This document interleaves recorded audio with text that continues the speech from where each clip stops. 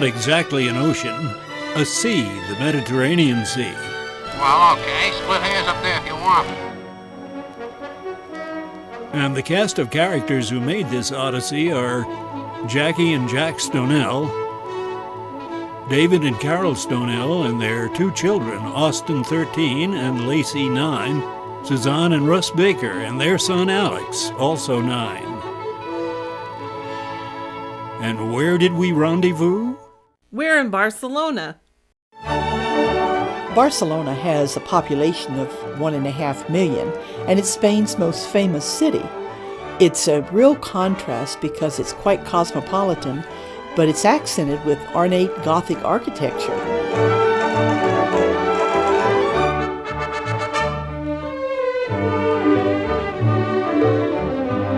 We stayed at the Continental Palacete. It's a hotel which occupies a former 19th century palace, but it's been a hotel since the beginning of the 20th century. The interior still bears evidence of its former glory.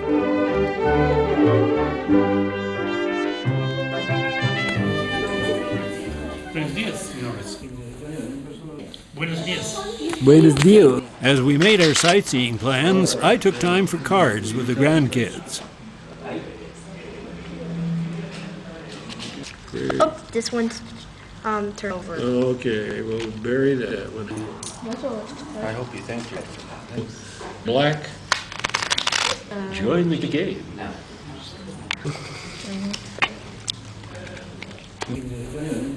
Do we want to walk down and get the metro? Sure, it's whatever you doing. Let's go to Boca, yeah. So some of us headed for the metro station.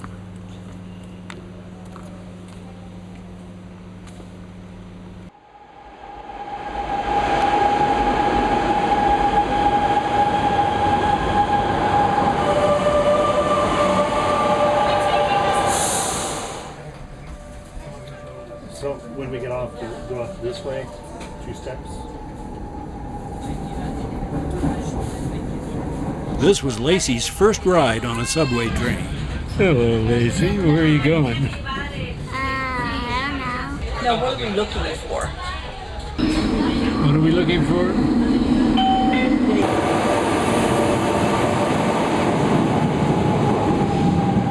Up on the streets, a steady rain came down.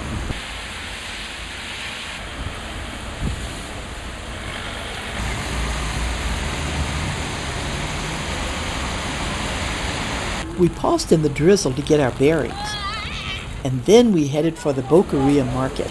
Did you walk that fast? Hold on.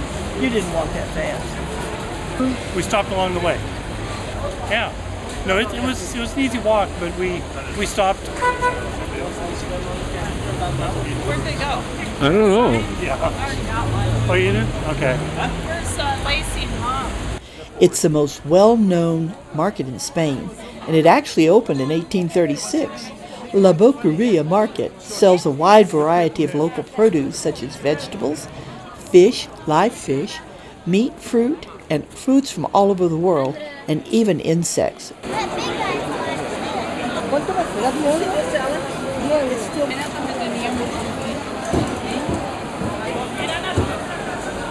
We even saw horse meat. They slice it off. Which? The ham. This is the finest ham in the world.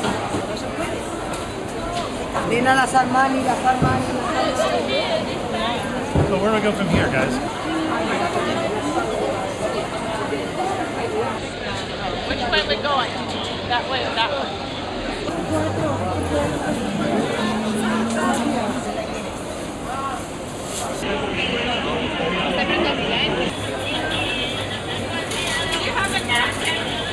Fingers, want to wipe it off? A napkin. How many truffles do you want? Just one?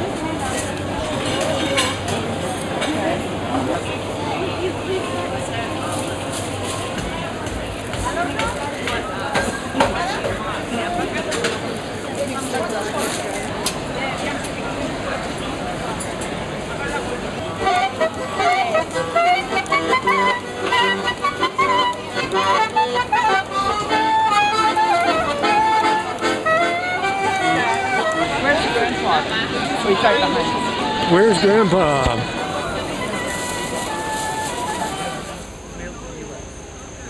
We walked along the La Rambla, the city's most famous avenue, and it was alive with local color. The flower stalls caught our eyes first of all. Which do you like? Just about everything is for sale along La Rambla. With all that wonderful Mediterranean cuisine, where do the grandkids want to have lunch?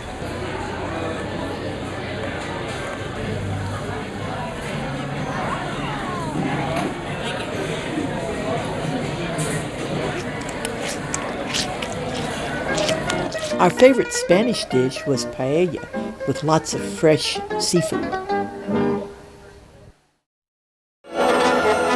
Time to board our cruise ship, the Voyager of the Seas, and set sail along the Mediterranean coast.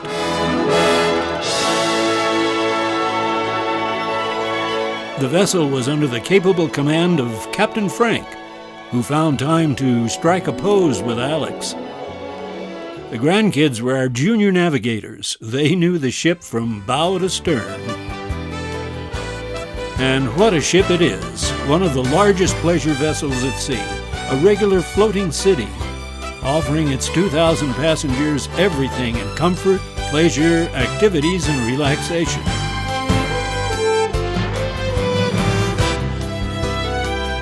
A 3-story dining room is only one of many places to eat.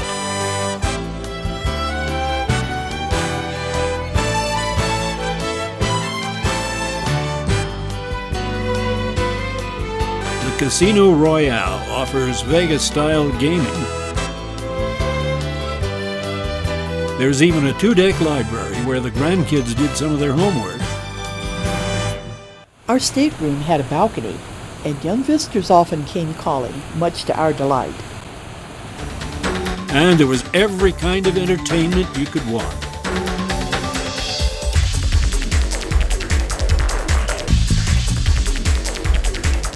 The kids loved Adventure Ocean.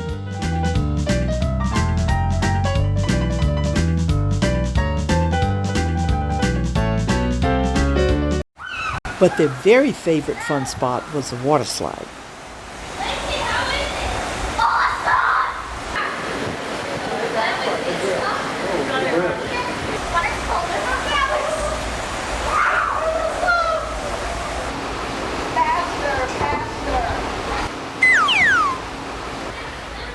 Austin met Anya, a young girl from Ireland, and together they planned lots of fun activities. Hey, why don't we do our spectacular final then? No, we do something logical. What are you doing? I'm ice skating. Ice skating.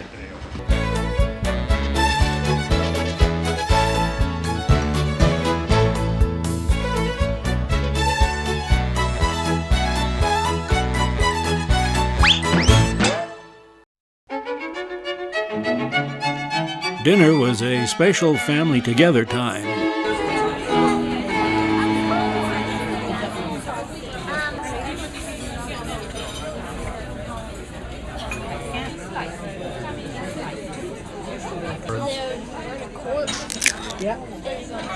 My, this is good food. Oh, did you get cheesecake, David? Well, yes.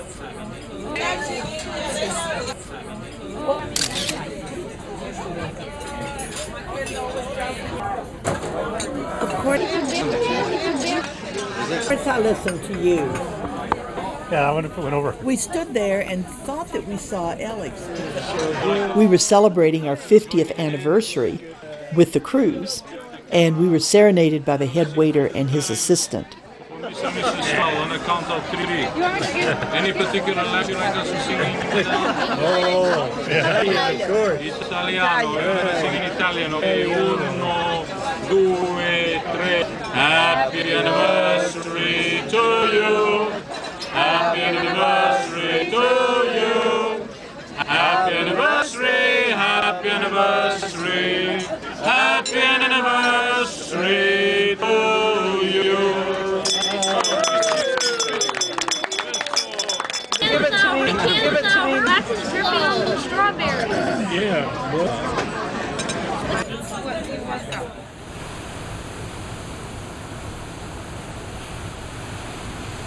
In the early morning, we arrived at our first port of call, Villefranche, France, and took the tender from ship to shore. Villefranche is nestled on a picturesque bay. It's very charming and well-preserved 14th century village, and it's actually the gateway to the French Riviera. From here you can visit Nice, Cannes, or Monte Carlo, but we elected to simply stroll around the village.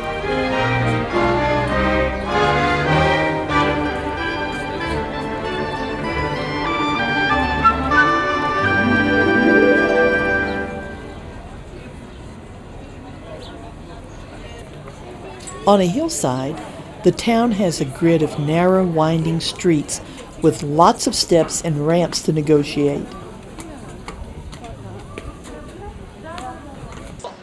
These together.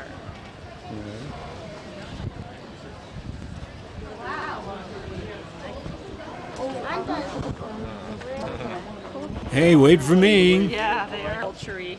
To the head of the stairs. The building facades present a blend of all shades of ochre, and some of us had a real tasty French lunch at a sidewalk cafe.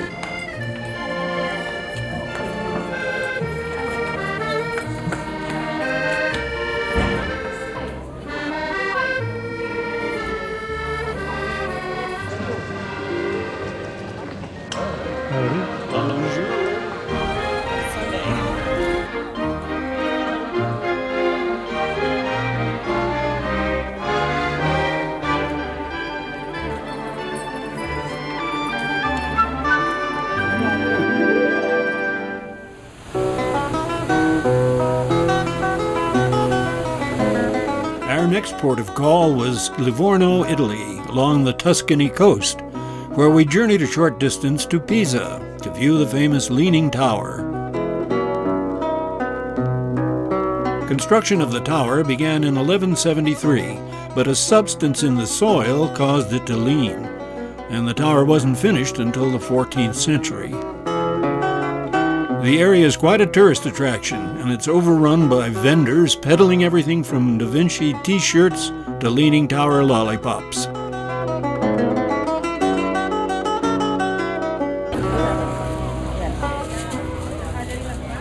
Jackie and Suzanne succumbed to a bit of shopping. She's helping me. And while they were bargaining, Alex and I took a break.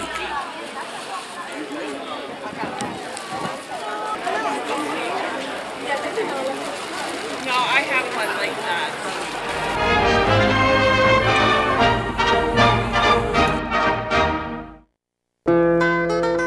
Then we sailed to Civitavecchia, Italy, where we had a personal tour guide, and we had vans to take us to Rome, the eternal city. Our first stop was at the Colosseum. We stood in a drizzle rain and listened to our guide describe the history of the Colosseum. During the Roman age, it was like a swamp, huge area. So there was a lake right there. And, Nero, it was a man who really loved. So, first of all, he didn't touch the lake. But he wanted to build a circle around the lake, just to let the people watch what? A kind of fighting between boats. The Great Square of the Colosseum looks like this today, but in the first century it appeared like this. The Colosseum was completed in 80 AD and could seat 50,000 spectators. Today it's but a shell of its former glory, but still a popular tourist attraction. The Arch of Titus is the entrance, and we joined many other tourists on our way inside, while the grandkids scouted out an elevator. Curiously, the original Colosseum had a counterweight-operated lift to hoist lions and other animals to the arena level. You can stroll around the promenade.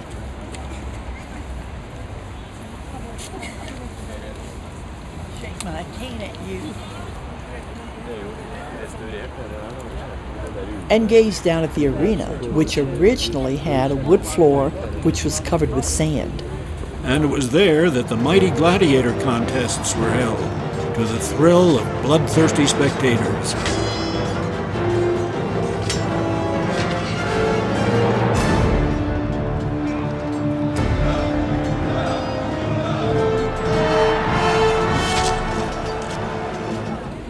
Below the arena floor level, you can see the many chambers for gladiators, slaves, and animals.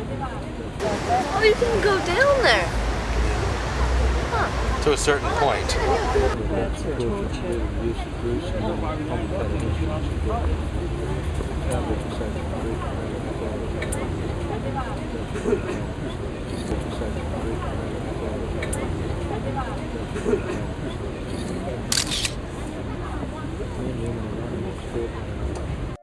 From the Colosseum, you can see the ruins of one of Rome's many temples. So we took our leave of the Colosseum, driving past the ruins of a former palace. Next stop, the Pantheon, originally a temple to the Olympian gods. It was erected in 25 AD, and in 600 AD, it was transformed from a pagan temple to a Christian church. It's a great circular hall with a round opening in the dome. And as Alex observed, And there's no gravity, then you would go up through the skylight. The interior survives in its original form. It's perfectly preserved. It's unique among the monuments of antiquity. It houses many great artistic rarities. I probably want to put my flashback on. No. No? No flash.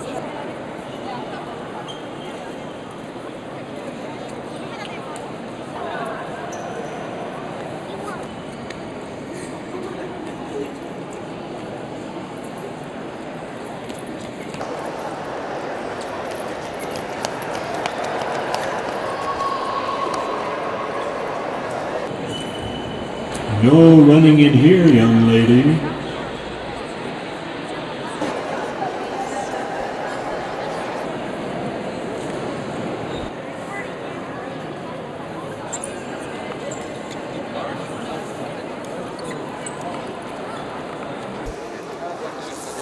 Next, we drove to the Vatican, home of the Pope, and the center of the Roman Catholic faith. It's a country within a country, yet it measures only 108 acres, smaller than the grounds of the U.S. Capitol building.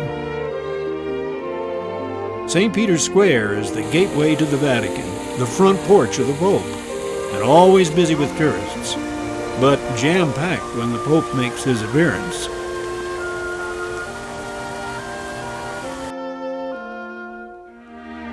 Vatican City is an independent sovereign nation, a place of power and glory, and its 100 Swiss guards are the tiny army of the Vatican.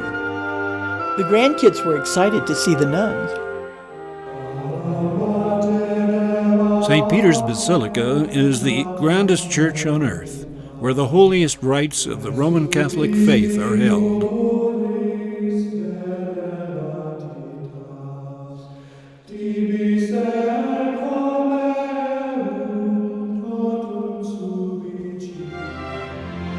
Next, we visited the Vatican Museum.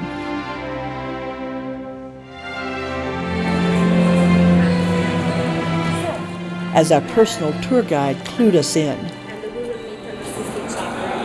have to go first floor. What I can suggest is here is ground floor. Many of the Vatican's fabulous art treasures are on view.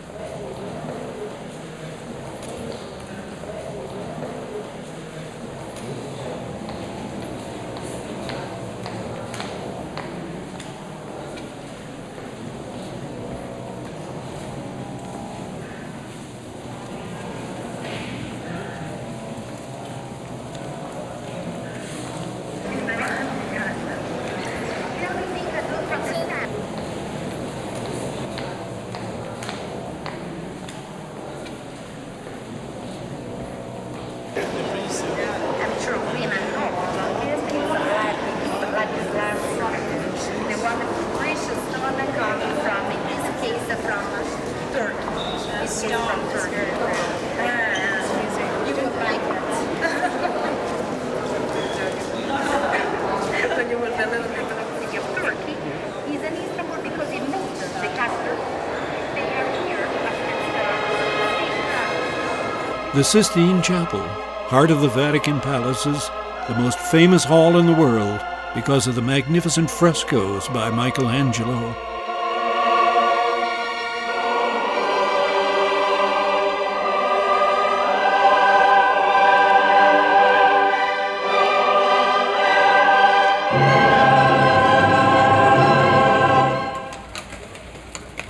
Meanwhile, back on the street, we hunt for our guides and vehicles. Hey, Lacey, you coming with us?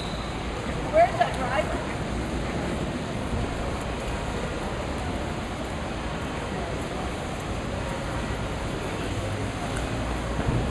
Oh, I see him now.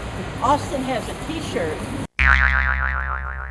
Then a leisurely drive through the narrow, crowded streets of Rome.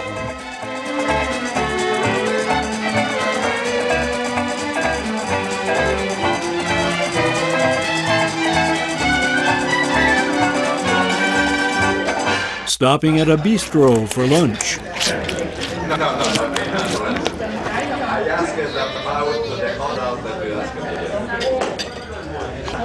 Under the watchful eyes of the popes.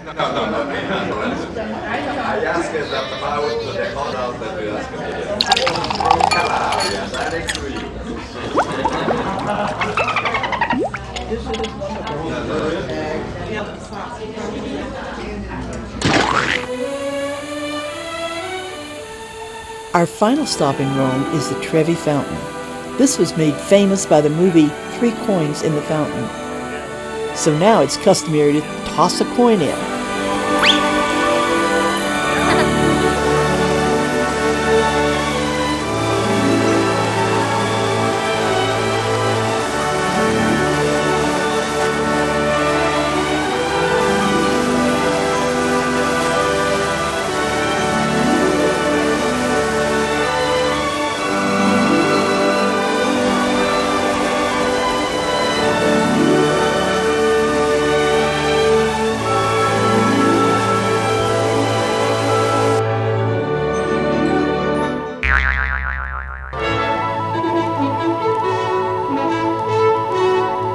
Our next port of call was Naples, where we went on a tour to visit the ruins of Pompeii.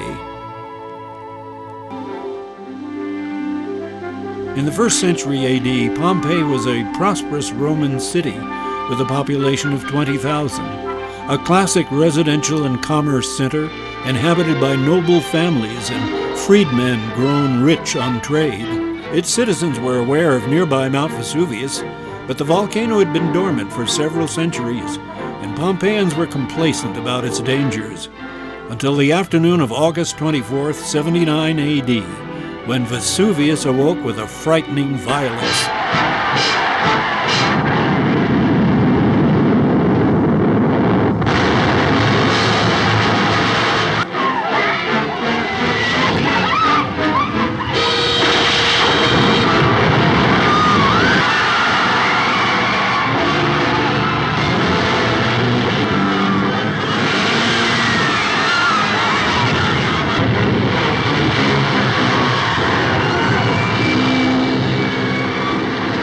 Some 2,000 people perished, many suffocating from the ash and gases as they were fleeing, or dying under falling debris. Tons of ash, water, and mud buried the city to a depth of 16 feet, and its location, along with neighboring Herculaneum, was forgotten during the Middle Ages.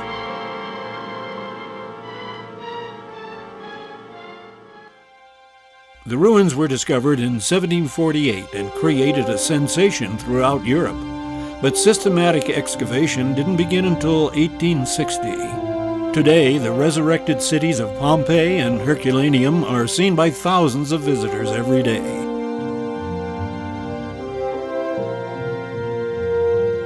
Pompeii was a walled city, though many of its citizens lived outside the walls, and that's where we gathered for our guided tour. Ready, Austin? We entered through one of several gates to the city.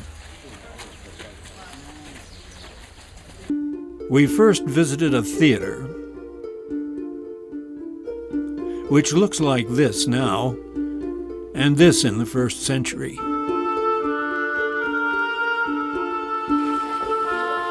Pompeii had several theaters, venues for plays, musical performances, and poetry recitations.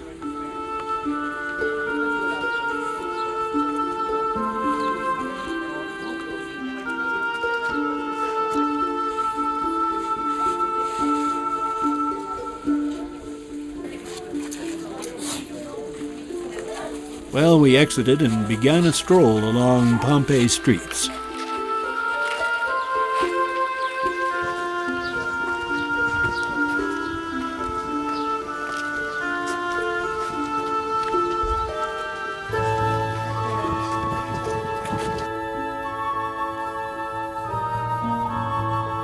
This was a main avenue lined with businesses, hotels, taverns, laundries, gambling houses, markets, and bakeries.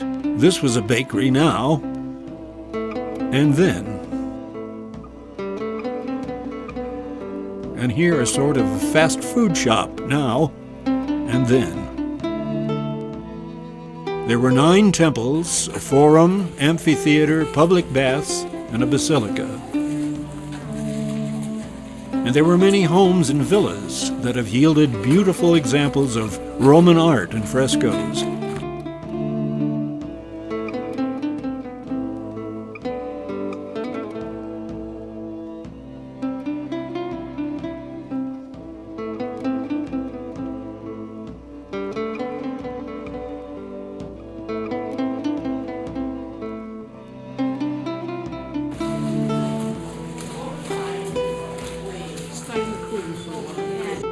Here's a home now, and then.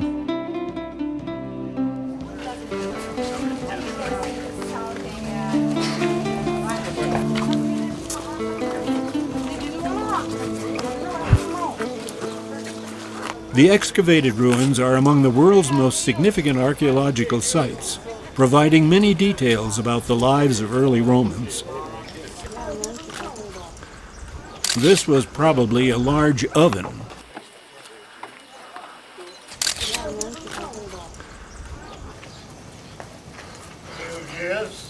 Kings. The streets are paved with big cobblestones.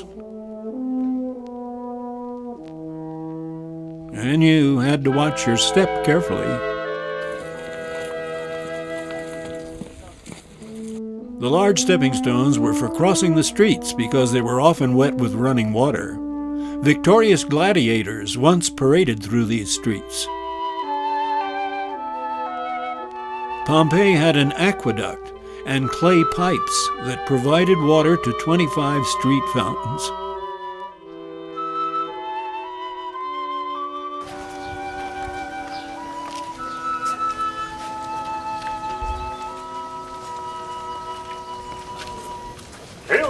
Greetings, Crassus. A visit to Pompeii is a sobering experience. You're reminded of how short life is, and how it can quickly end, and how minuscule we really are against the mighty forces of nature.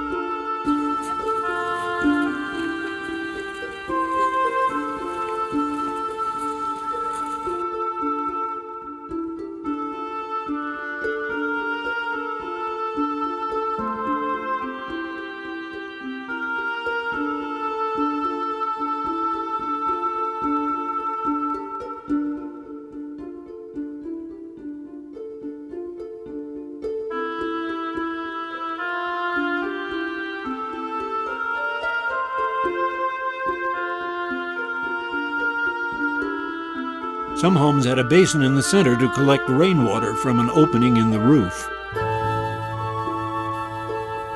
Many artifacts survived intact: vases, jugs, and statues.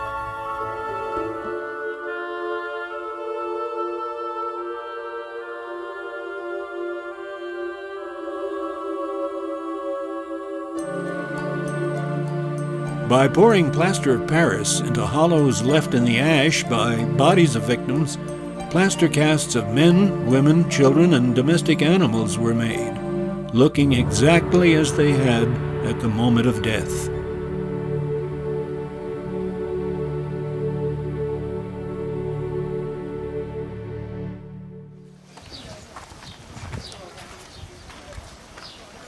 There were 9 temples in Pompeii. This is the Temple of Apollo now, and then. The Basilica was the most important public building for civic gatherings, frequented daily by many people.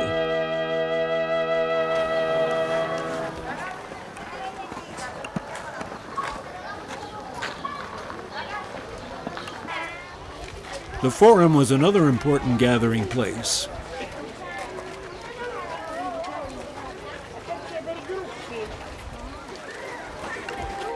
A large expanse surrounded by buildings, temples, shops, and civic buildings. This is the Forum now, and then.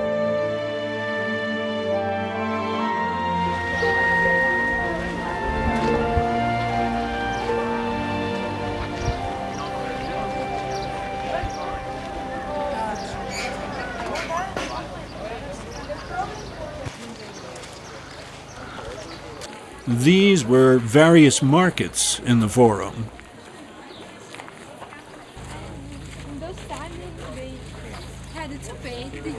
Mount Vesuvius still dominates the landscape. It's been quiet since 1944, but geologists say it's experienced a major eruption about every 2,000 years. The last one destroyed Pompeii in 79 AD, almost 2,000 years ago.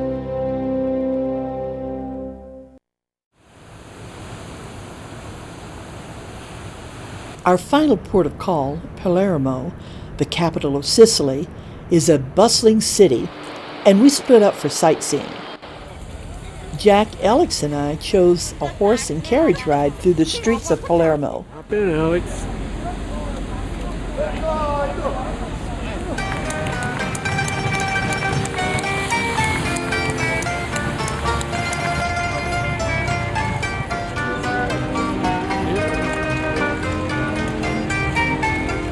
We really didn't know just what we were seeing as we rode along.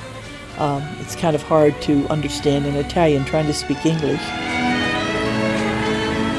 Suzanne and Russ had a self-guided walking tour of the city.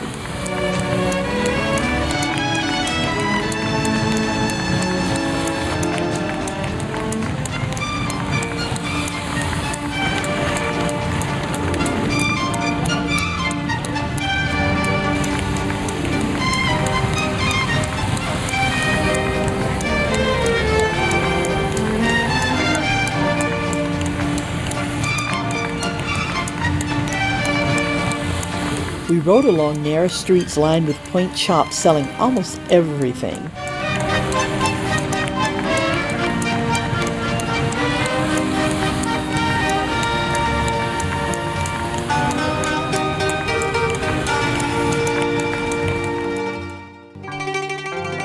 David and his family took an escorted tour to view the mixture of Italian architecture, which ranges from Arabic to Christian churches and other buildings.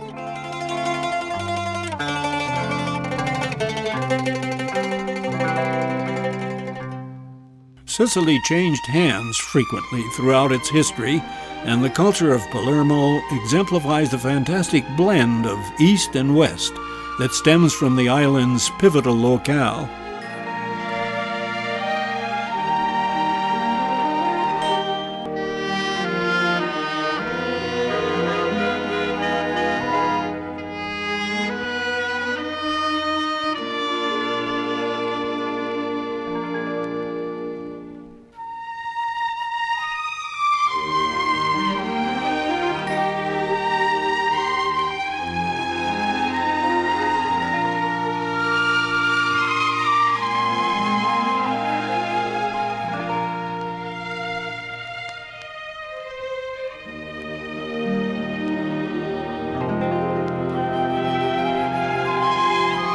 At day's end, we sailed back to Barcelona, bringing our delightful cruise to an end.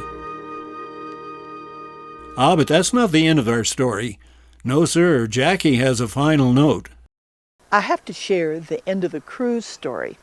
You're supposed to put your luggage out the night before you leave, and then the crew takes it out, and it's ready when you depart the ship. Well, I got the clothes out I planned to wear, and I went to bed kind of early. I was tired. And Jack was later coming in. Well, he got his clothes ready, then he zipped up the suitcases, and he put them out. I got up at 5:30 in the morning, and when I got ready to dress, surprise, surprise, I had no pants. I didn't know what I was going to do. The only thing I had to wear off the ship was this little red square nightgown. There's no way I'm going to get off with this, and there's no place to buy anything. So I'm panicked. And of course Jack said he had nothing to do with this. He didn't see my clothes. He didn't put them in the suitcase. I knew he did. About 5:30, about 5:45, I guess, I called Suzanne and told her my plight. And I said, I don't know what to do. I'm really panicking.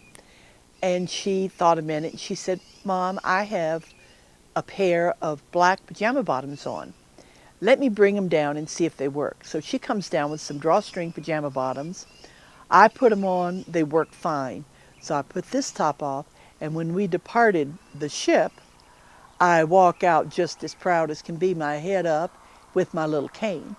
And then Alex goes to school, and for his report of all the things he saw and did, he said, I went to Rome, I saw a nun, and my nanny got off the ship in a pair of pajamas.